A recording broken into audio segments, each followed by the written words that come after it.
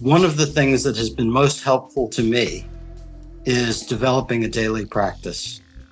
And I struggled with that for a long time. My answer was to make a commitment to myself that I would practice for at least 10 minutes a day, every day, forever. And if you take that approach, what might happen is eventually you start to like doing it. And that it's no longer a burden. But even if it's still a burden, just stick with that commitment, and that will be invaluable. Yeah.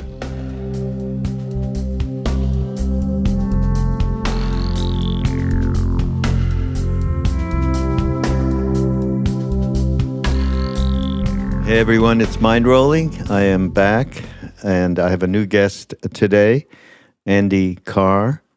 And Andy, he actually just told me he lives in Halifax, Nova Scotia.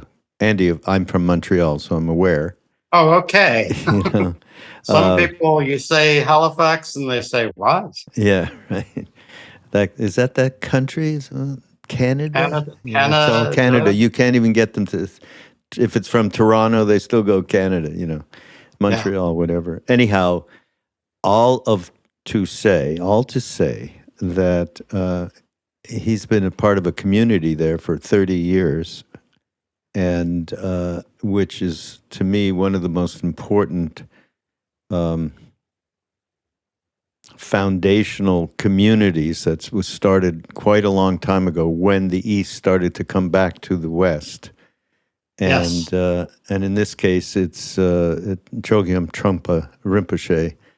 And I'm a huge fan, if you can call it that. So why not? Yeah, why not? But can you just tell us, well, how did you get there? I mean, let's go back to when you maybe didn't realize there was a path to be happy. Well, I can trace it back to my teenage years when I was randomly given a copy of Zen and the Art of Archery. Oh, really? And that was like the first thing that really set me up, connect to Buddhism. And then I watched a lot of samurai movies with Toshiro Mifune in them. Oh, yeah, I saw them all. Yep. And I loved them. And I thought, wow, that's what I want to be. And then somehow the monk in one of them really inspired me or hooked me. Yeah. And I ended up dropping out of college and hitchhiking to San Francisco to study at Zen Center with Suzuki Roshi. That's fortunate. Yeah, I got there a little late. He was already very ill, and I never got to see him teach. Oh. But I did learn to meditate there, and Trungpa Rinpoche came out several times to visit with Suzuki Roshi, and then after Suzuki Roshi died, he was a lifeboat going around the Bay Area, picking up the survivors, and I was fortunate enough to be one of them. Oh, that's phenomenal. And then, well, I mean, it's one thing, the chronology is one thing, but what was going on inside that something was revealed to you, Zen and the Art of Archery? What happened inside to start you to go, okay, I want to go for this? I mean, for me, it was meeting Ram Dass, back then, probably same period of time. Yeah. And then, knowing, okay, I got to meet what he meant. I'm not, you guys, it was like, boom. So, yeah, how did that boom happen inside? I was a lonely, screwed up kid, and confused and in a lot of pain. And this image of the Zen master, the reading Zen Mind, Beginner's Mind, and the feeling that I got from that, and then meeting Trungpa Rinpoche, all of those were the antithesis of how I felt about myself.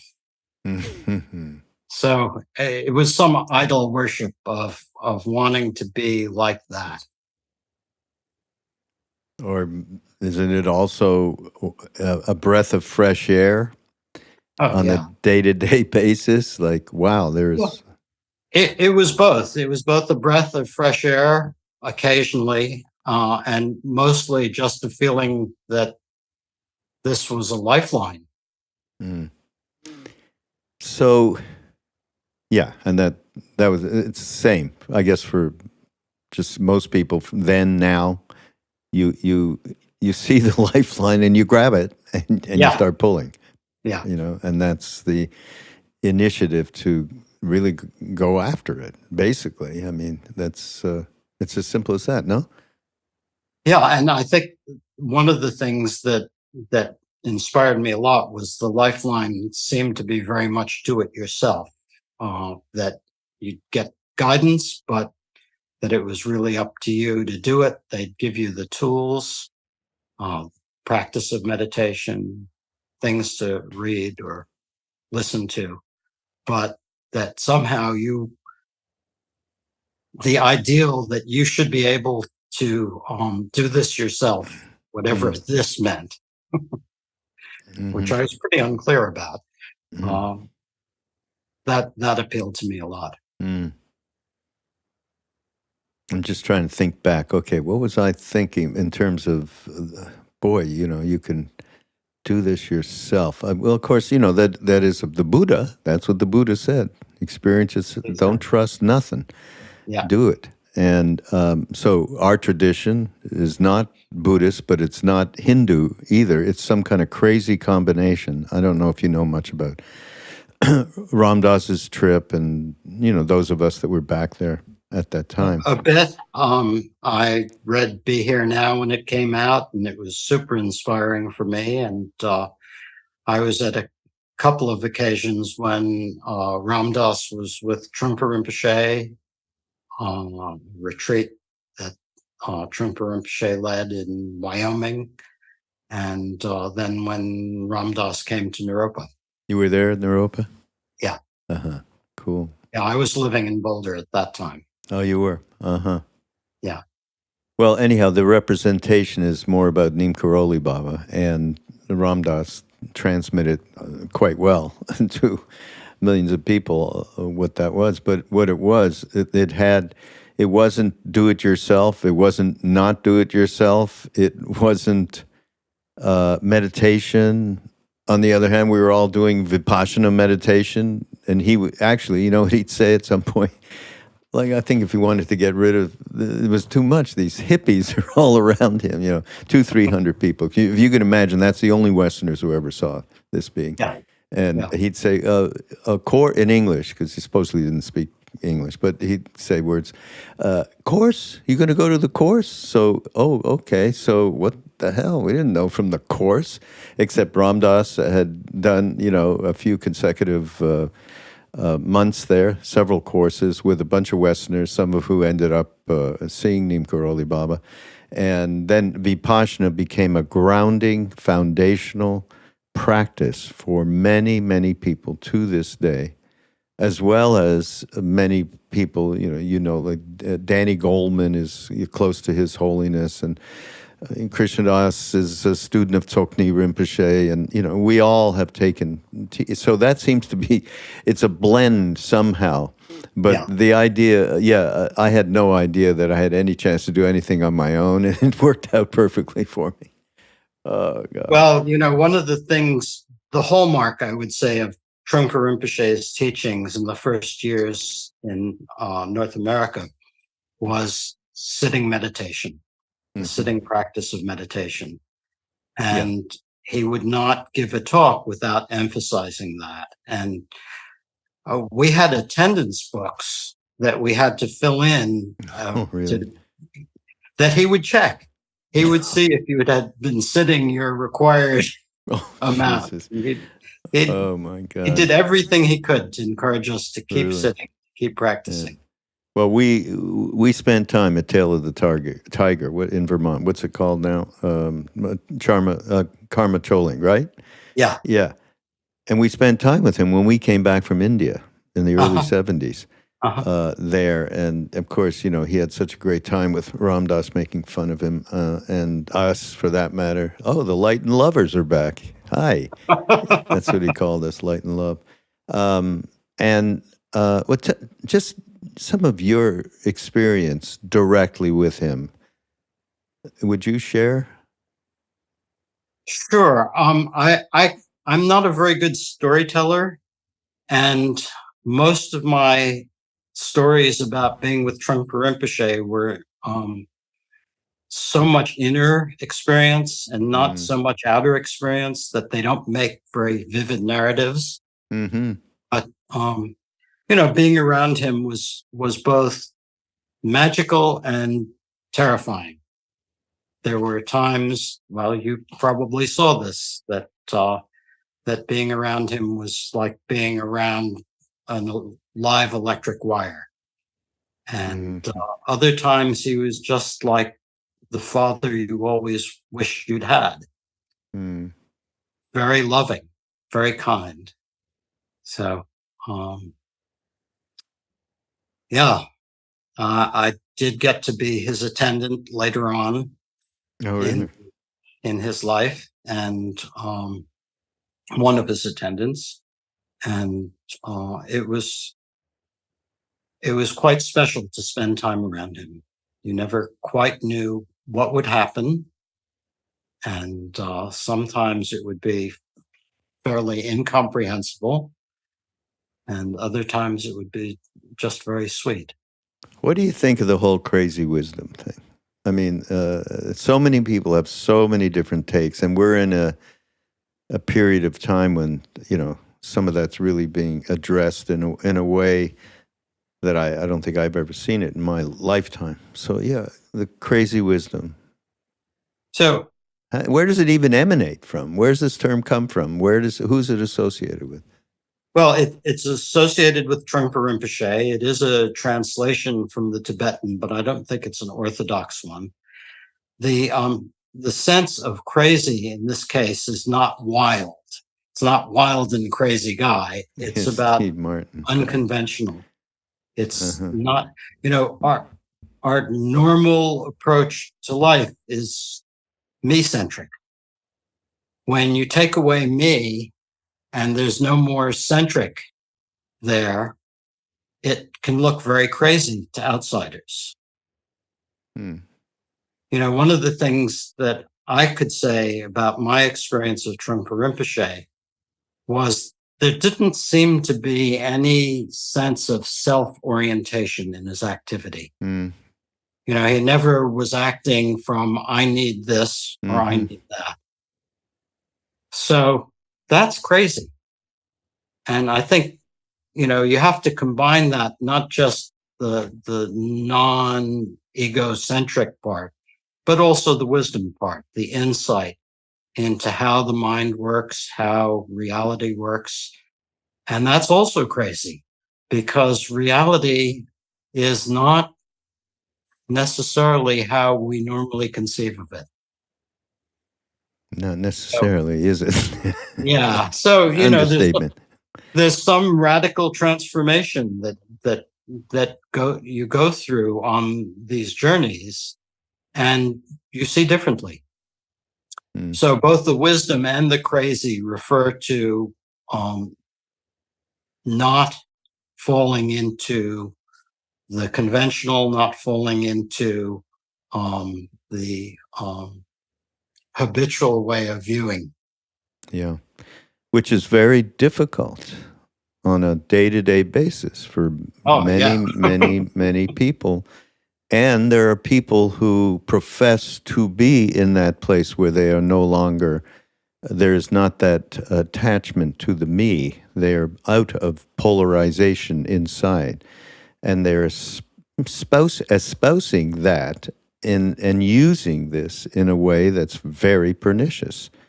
Many teachers. So it's a tough thing But I think the Ram Dass addressed this actually a long time ago, probably in a talk in the 70s, because I think we put it up as a podcast on Be Here Now Network. And he really addressed this thing because he was getting flack back, for this crazy wisdom as an overall, the negation was an excuse. And he really addressed it. And part of it was to dismiss it on that basis would be the same thing as dismissing it on the other side. You know what I mean? I mean that, to say there's a reality that more teachers out there than not are not free. And what is going on is very negative for sure. Yeah. You can't dismiss that, and you can't dismiss the potential of a human being to be beyond what convention is. That's my take. Yeah, I agree with you. Trungpa Rinpoche warned a lot about charlatans, and I think they're both charlatans, and then there are people who are not really that well trained, who have titles and go around doing little ceremonies and so on, and espouse things that they don't really They're not living. Yeah, Yeah, they're not living. Exactly. Yeah. Especially in the psychedelic world, by the way, Andy. I just came back from a couple of weeks ago, big psychedelic science convention in Denver that MAPS put on. I mean, it was 12,000 people there with all sorts of incredible presentations. But that's prevalent in that scene as well, especially around ayahuasca. So, listen, this is in every part of our culture, of our society, and the viveka, the Buddhist viveka, discriminating wisdom is shoot there, get there. We should all just shoot there a little bit. Yeah. Well, I think from my experience on this path and that of my friends, humility seems to be really important, genuine humility. And I think, we've been beaten up a lot. We've been beaten up by our teachers for the right reasons, and we've been beaten up a lot for problems in our communities. And I think the thing that I get out of that is the need to be really genuine and humble. Absolutely.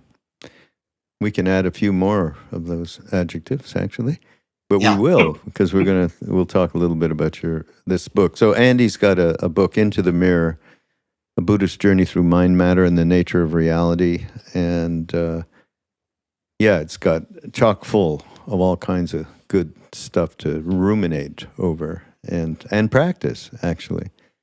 But how about this? So I love Dilgo Khyentse Rinpoche. I mean, we talk about him all the time. And your quote from him, to expect happiness without giving up negative action is like holding your hand in a fire and hoping not to get burned. Simple and direct, but that's who he was. Yeah. And so, did you meet him, by the way? Dilgo Khyentse? Because if you were with Trungpa, sure. Well, that, but more because I lived in Paris from 1979 to 1989. Oh, and he would come to Paris on his way down to the Dordogne, where he had students in retreat. And because my wife and I were students of Trungpa Rinpoche's, we were treated like we were his emissaries and invited over to the apartment that Khyentse Rinpoche stayed at. So really? Okay, tell me what that was like. I mean, I know I have friends, Lama Surya Das and others who spent a lot of time. But he is just incredible, especially, and everybody out there, he was like, what, 6'7" or something? Very unusual. Something like that. He was big.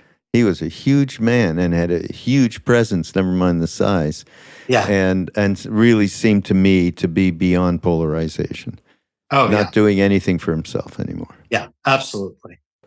But I have to admit that I spent a fair amount of time with him. My wife and I spent a fair amount of time with him. Often we'd be invited over and just sit in his bedroom while he was meeting people and things. Oh. And I was pretty arrogant about Tibetans, and I didn't Meaning? see I didn't see Trungpa Rinpoche as a Tibetan, and I was arrogant in believing that Trungpa Rinpoche was the only valid teacher, and so Oh. my mind was fairly closed when I was in there. My wife, on the other hand, completely opened up. She got his radiance and bathed in it. And I sat there squirming mostly. Oh, really? So I can't say that I learned what I might have being around him. Karma. Bad karma. Anyhow, but I mean, the premise of the book, being in accord with reality, pretty much says, and I think that what was it? Oh yeah, in just in the very beginning. Just imagine you wake up, the day begins, right? Okay, here we go. And what that reminded me of is this ongoing project I'm doing with another podcaster named Duncan Trussell, who, and I talk about this all the time. Everybody, I'm so sorry, but Andy doesn't know a thing about it. It's called The Movie of Me to the Movie of We, and it's an audio book that we're working on, right? And a lot of, not a lot, but certainly, we're on the same page pretty much in terms of that. But yeah, talk about it from your point of view, that eye that we just open our eyes and wake up to and never let go 24/7. Yeah, it's impressive that the Isn't tenacity. it? Yeah. Well, listen, it's so oppressive, Andy, that me and Duncan went like, let's share this so at least people feel a little bit like we're not the only ones that are completely, the self-interested, the motive, especially if you have any kind of mindfulness and meditative practice, Yeah, go ahead. Yeah, well, to me, that introductory little bit at the beginning of the book is about as close as I get to realization in my experience, that I wake up, I'm involved in my projects, my plans for the day, my memories of the thing we watched on television the night before, my irritation with so-and-so. And so that was a description of my life. Yeah. But it's common. It's not at all. It's completely common. But at some times, in some moments, through some blessing, there's a gap. And in that gap, you might recognize that all the stuff that's going on is happening in your mind. It's not part of the furniture of reality. Yeah. And that moment of seeing that gap, seeing the fact that you've projected all of this, is liberation. It's liberation for a moment, but it does shift things a little. Yeah. Well, yeah, and it occurs to me that these kind of moments are inspirational, really. Yeah. Because then you can connect with the trust in that and the intuitive reality that we have inside ourselves gets more opened up or jump-started, shall we say. So, yeah. But so 2 ways of seeing. You talk about the confused way, all the images that arise in your mind as facts without reality.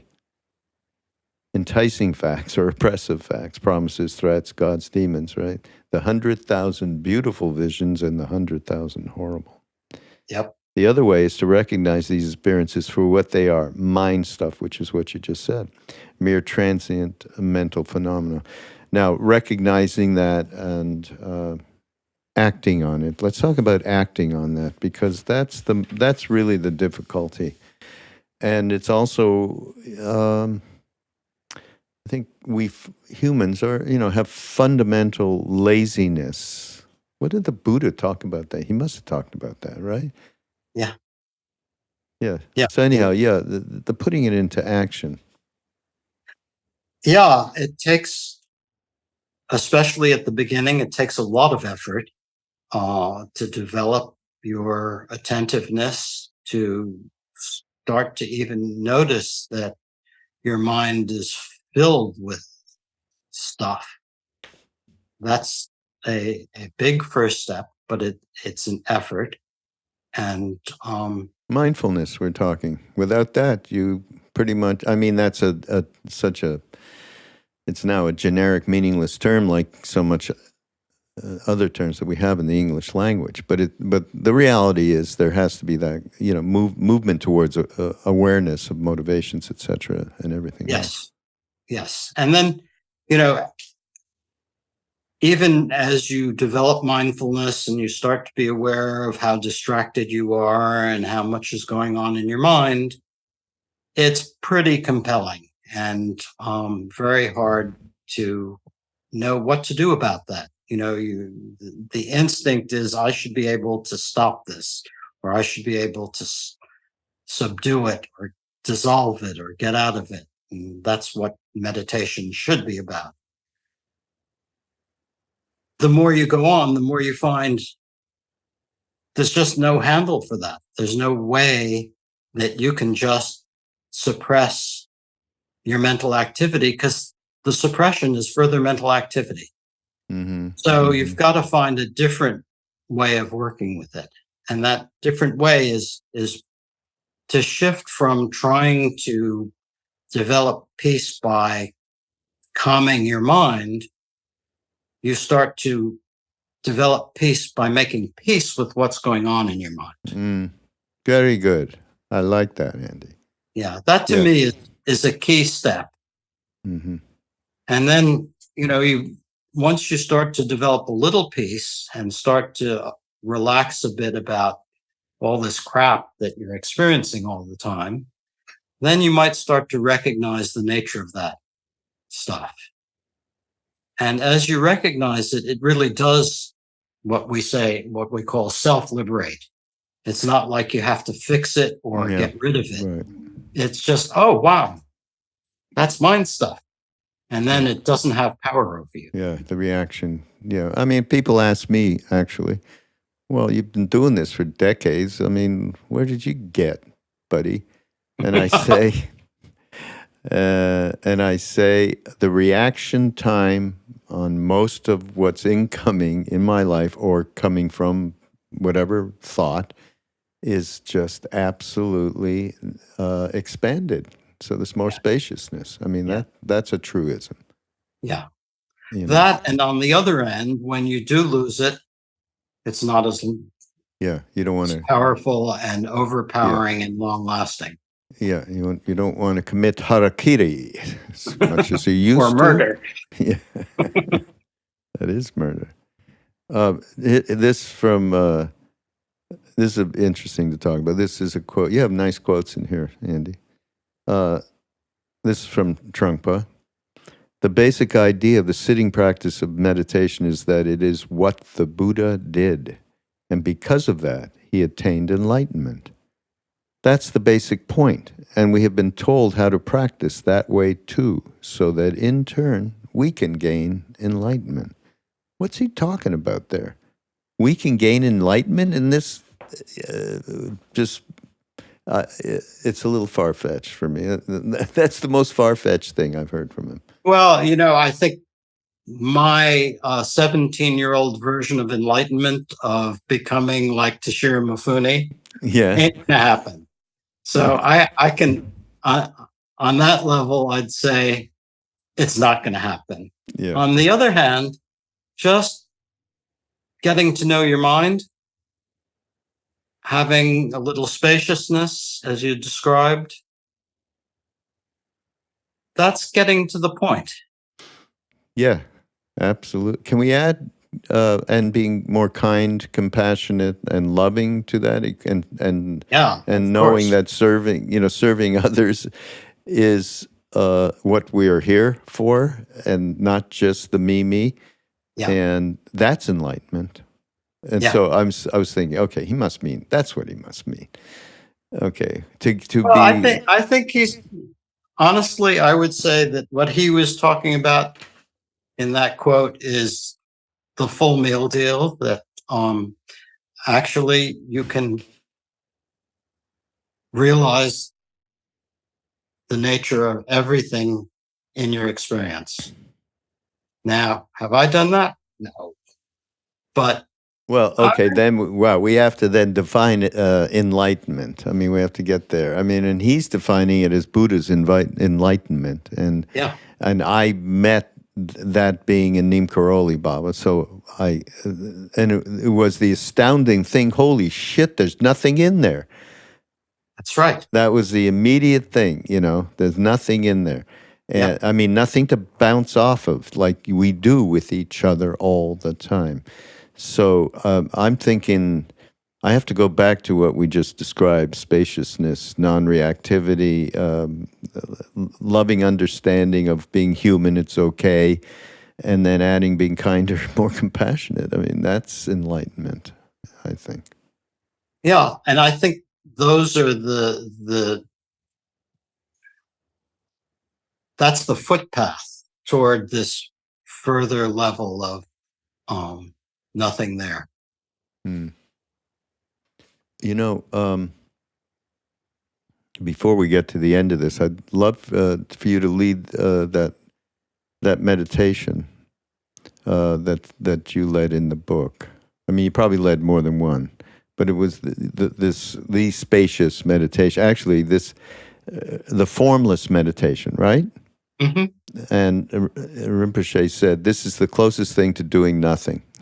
Yeah, I yeah, like that. It's not yeah, quite doing nothing because of the technique, but at the same time, it's close to doing nothing. If you try to hold yourself to doing nothing and controlling yourself, then you're struggling with yourself and your energy.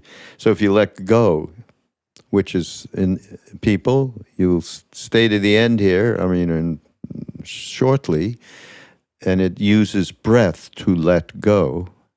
You'll experience that. Uh, let go of the energy, which is breathing. You learn how to ride the breathing, so to speak, how to go along with the energy. Relaxation and other things become byproducts. yes. One does not have to try to achieve or try to be in a perfect particular state at all. So, yeah. So, as part of practice, I mean, as part of this awakening, that and you describe it in the book as well. Maybe it's good for people to hear how to approach practice in a way that's not "I've got to do it" shit, or Oh, yeah, or the opposite of that. yeah. The middle path. How do you even, it's hard Well, for people. This is the biggest question, by the way, Andy, that we have people coming in taking our courses at Love, Serve, Remember. mhm. Ram Dass is the nonprofit that is the umbrella for everything that we do, including this podcast network. And how to practice. I can't seem to get into a pattern of doing it. My mind's too crazy. I can't meditate. All of those kinds of things. How to transform that approach. Yeah. Well, I think one of the things that has been most helpful to me is developing a daily practice. And I struggled with that for a long time. On the one hand, I felt like Buddhism and the path of meditation was the most important thing in my life. What else was important? And on the other hand, I found myself not doing it. And at a certain point, I realized that that was bullshit. And my answer was to make a commitment to myself that I would practice for at least 10 minutes a day, every day, forever. Mm. And the 10-minute threshold really worked for me because I was never able to find a day where I couldn't find 10 minutes to sit. Sometimes it would be after having too many drinks, sitting up on my bed at 11:30 at night. But still, once you get a streak going, like anything else, you don't want to break the streak. Right. And so that was a really helpful method for me to establish my practice. And I've told other people, even if it's 5 minutes a day, if you make a commitment and stick to it, that's the main thing. You might think you need to sit for hours a day to make any difference, but I'll tell you something. Getting onto the cushion is more important than how long you stay on it. Mm. And if you take that approach, what might happen is eventually you start to like doing it, Mm-hmm. and that it's no longer a burden. But even if it's still a burden, just stick with that commitment. Yeah. And that will be invaluable. Yeah. Reorient your habitual pattern. Build a habitual pattern Yeah. that is valuable to you. Yeah. And the other thing I found long time ago, going through just what you described, was it was great to look forward to getting to know oneself better. That was one thing. Yeah. And also being able to hang out with, as Ram Dass used to put it, all my friends on my altar, Yeah. Yeah. And so, and having that kind of friendly attitude towards it. Yeah, and you can start to develop a slightly romantic feeling about practicing. If you go on retreat sometime, on a solitary retreat, you get a chance to really be with yourself, and it's kind of heroic and kind of scary and kind of beautiful. And Yeah. so, that's another way of encouraging yourself. Yeah. But I think, there's no substitute in my mind for just developing the habit of practicing. Mm. I think alongside of that is perspective, because you see yourself, and then it goes back to mindfulness. You see your resistance, your fear, your boredom, whatever it might be, and you have to. There's should have, could have, would have. It is great to be able to look at from the perspective of, oh, okay, I see those. They're just human qualities. I'm lazy too, So, but I'm going to sit down anyhow, and you have that. Ram Dass, when he first came back from India, he was just going around talking about develop a witness. It was more from Gurdjieff and Ouspensky than the East, basically. And it's ended up being that's, awareness, part of mindfulness and so on and so forth. But whatever way, you just can't be doing it from the judging mind center, because that doesn't do anything. It's useless. So that's why, the meditation with breath is very... I think it's really one of the easiest ways to connect and get beyond the negativity of not practicing. Yeah. And I think, another thing is when you develop the view, when you develop your understanding of the practice a little and go beyond the notion that the practice is supposed to make you feel better, you might start to have a different feeling toward those obstacles, that those obstacles, which seem like they're problems to be solved, actually are the potentials of insight. That when you see your resistance, when you see your laziness, you might recognize that those are also just products of your mind. And they're very powerful as long as you play along with them. But there's a point where you start to say, oh, yeah, this happens, and then I go sit down, and it's okay. It passes. Mm. Yeah. Yeah. That's another great thing to remember. Yeah. Impermanence, everybody. It works. It's not so It good can when work in you your lose favor. something you like, but it can also work when what you don't like kind of moves away. Yeah. So yeah. Here's something from we mentioned him before, Tsoknyi Rinpoche, or I did. Another great teacher and son of Tulku Urgyen Rinpoche, and the family itself is it's unbelievable, Amazing. Yeah. So he said that, and this is to get a little bit more understanding of what he's saying here, and it's around feelings. Believe that understanding the subtle body and its influence on our thoughts, actions, and particularly our emotions is essential to understanding the layers that obscure our ability to relate warmly and openly to ourselves, others, and the conditions that surround our lives. Without understanding the subtle body, moreover, most meditation practices become simply exercises in extending our own comfort zones, a series of techniques that result in preserving the solid sense of quote unquote I. So, let's dissect the subtle body. What is he talking about there?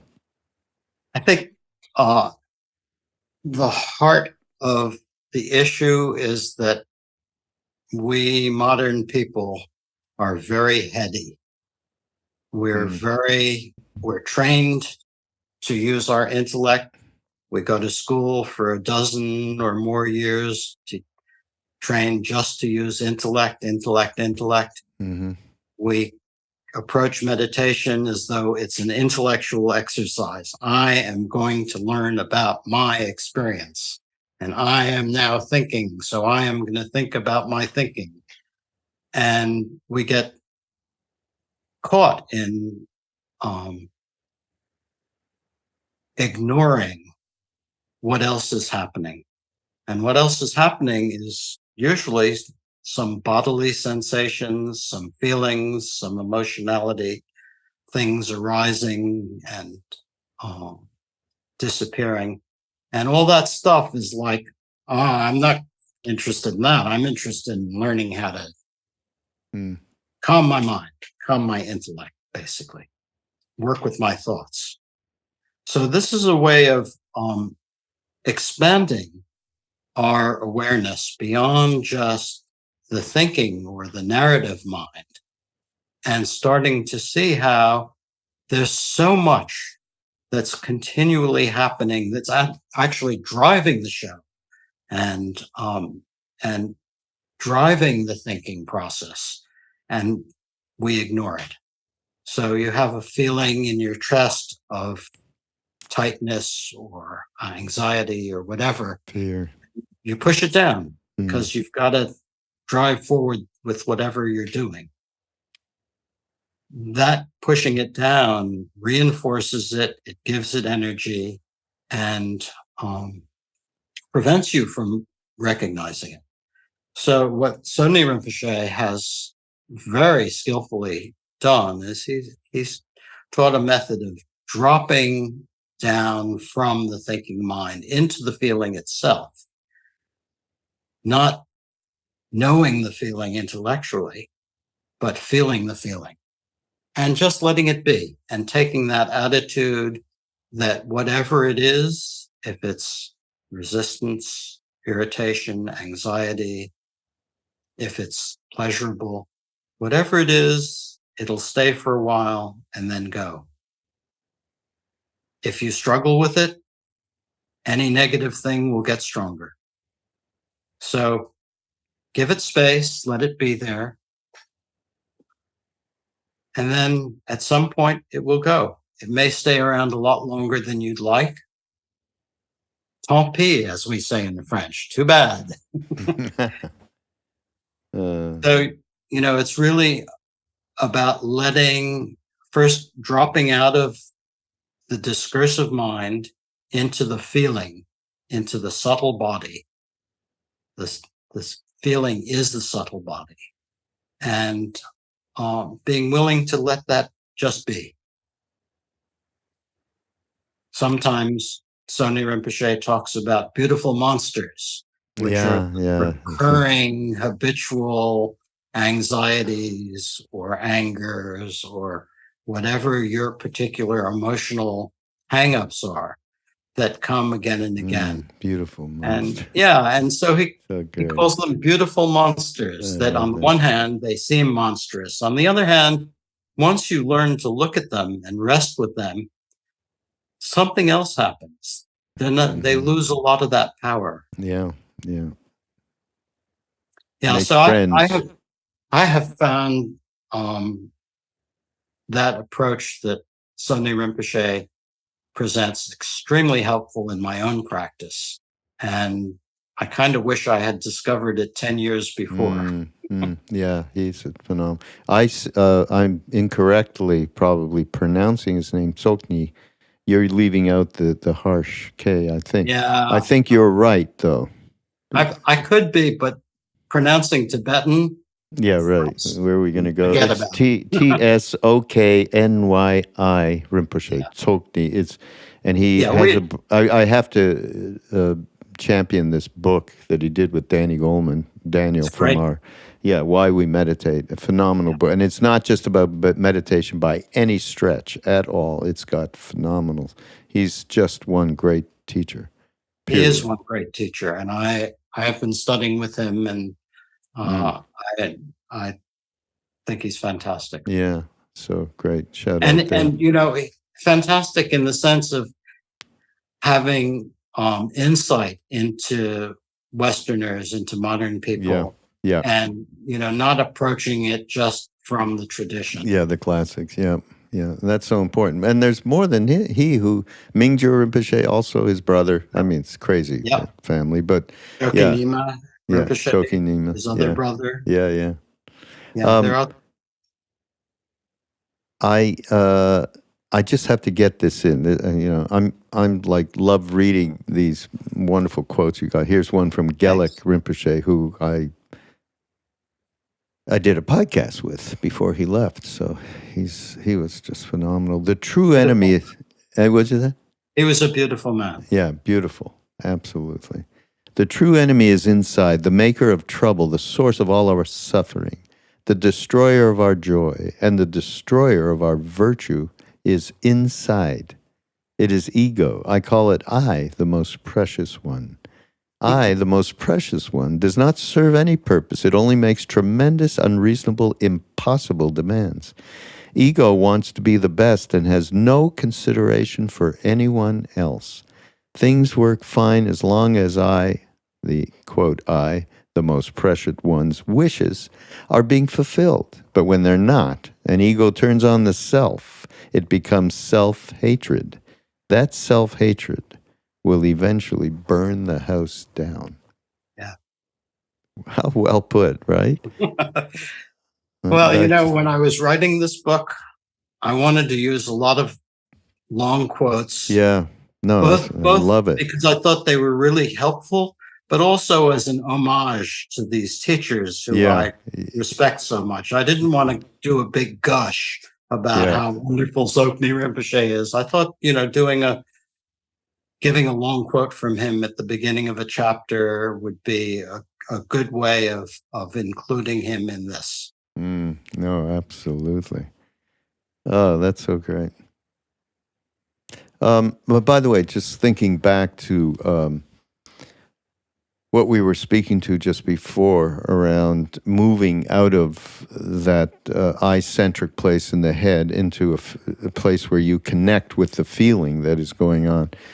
I have to say one of the great things that Ram Dass got into at the end of his life in Maui as a teacher was just bringing to the table this what he called loving awareness, which many people are using. They picked it up, Jack Cornfield and others who were close to him, but I just want to mention it because it is one way to relate, to get to the place where you are not relating to the either existential stuff or actual direct kinds of difficulties that emerge through body and mind, and it was to focus on the breath in the center of one's being, chest, and to start with I am loving awareness and repeating it over. It allows, it was really simplistic in a way, but effective because of it, because you started identifying with that place that was not the critical mind I. And, that's easy to recognize. That's And really so, nice. and then he would go, and then after it was just loving awareness, just the being of it. There was no more I, just loving aware. The I allowed you to move from that other I into, the non-judgmental place. So, yeah, everyone, if you've been listening to Mindrolling, of course, you know this exercise because I have repeated it many, many times. But I think it's apt in relation to how we shut down, which the subtle energies that Rinpoche was talking about, and to recognize how we do shut down, being able to sort of make friends with some of the ones that are really tough. Never mind the ones that are very pleasurable. Yeah. Well, I think, to me, two of the big lessons in approaching Buddhism are that, on the one hand, this notion of getting rid of all the things you don't like in your mind doesn't work. Never happens. And you have to make friends with them. And Yep. the other big learning, I think, is that if you're trying to become compassionate to be a good person, there's a struggle involved. And it's hard. And it doesn't generally work so well. But if you can find some simple way to tune in to the natural warmth instead of trying to become something, Yeah. it's going to be more effective. Yeah. No, absolutely. It's a tight wire act. Yeah. Yeah. And we fall off it to either side all the time. Yep. Yep. And that's So okay. Yeah, because the That's practice okay. is okay, get back up, Yep. walk it some more, Yeah. fall some more. Sharon One of my Salzberg, I was just thinking, Sharon Salzberg calls that we humans have a beautiful, beautiful virtue. We can always return from wherever it is that we might have gone back to the center of the practice, or of mindfulness, or of the breath, particularly. Yeah. one of my teachers was fond of saying, making mistakes and making mistakes, we arrive at a place beyond mistakes. Yeah. Do you want to lead a few minutes of this practice that Trungpa Rinpoche was speaking to, and you Sure. speak to in the book? It would be great. Happily. So this is the most basic approach to meditation that I know of. And it's very simple. It has to do with your body and your breath and your mind. So it always starts with just feeling your body and however it is right now, and then becoming a little bit more upright, more sense of your head and your shoulders, and not slouching down, but feeling wakeful and okay with your body, even if it's not in perfect condition. So taking a decent posture where you feel somewhat settled and somewhat upright. You breathe very naturally. As you breathe, and as the breath goes out from your nostrils, you become the breath. Your mind goes out with the breath. And then you don't have to do anything. You don't have to bring it back in. You just breathe naturally as you can, going out. The breath dissolves. You don't have to pay any attention to the in-breath particularly. And you breathe out again. You go out with the breath. Be the breath. It dissolves.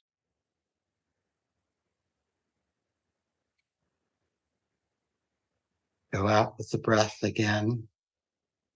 Breath dissolves into the space around you. And you find that you're distracted. You find that you're somewhere else. You're getting ready for dinner, going out, doing some work. The moment you notice that you're distracted, you're no longer distracted. You've already come back, so you don't have to make a further effort. You go out with the next breath. It dissolves, and so on. So maybe we can do that for a minute or two.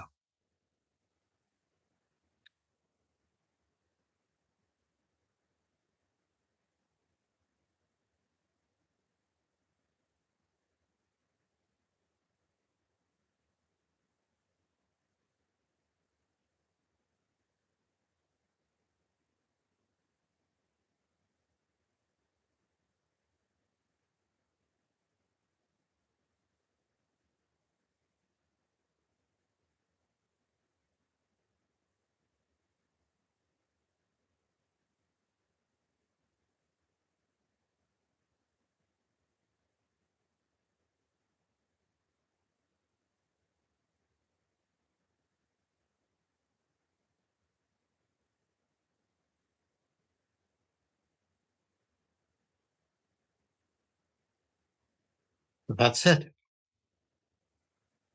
Sometimes you might want to label the thinking that you notice as thinking, but you don't have to. Sometimes that's a helpful little punctuation mark to put on it. It sort of reinforces the notion that you've recognized that was going on. But the practices have a reasonably decent posture without straining. Breathe naturally, go out with the breath, and just dissolve into the space. And then keep doing that.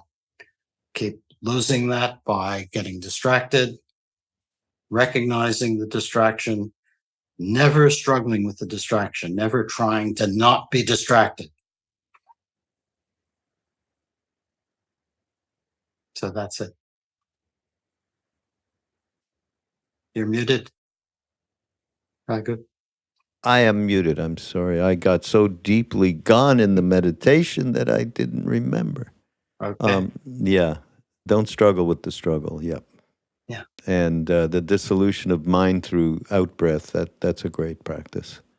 Yeah. And what's interesting in this technique is that the emphasis is less on holding on to the breath or holding on to some object than it is to just notice when you come back, when you come back from distraction. Keep letting go, right? Let go. And the coming back is natural. So you're strengthening the ability to come back from distraction rather than trying to become undistracted. Yeah. Yeah, absolutely. Great. Thanks so much, Andy. The book is Into the Mirror, everybody. We'll have it all be linked up in the show notes. on Be Here Now Network, Mindrolling. And yeah, I'm happy to have met you. And me too. It's really nice to get a chance to talk with you, and I hope people enjoy this conversation. Yep, I'm sure they will. There's so much great information too. So everybody, this is Mindrolling. I'm Raghu on BeHereNowNetwork.com. Go there and catch many of, I'm sure, mutual friends of both of ours or people we know in common that are podcasting on the network. And we shall see you next week. Thanks, Andy. Thank you, Raghu.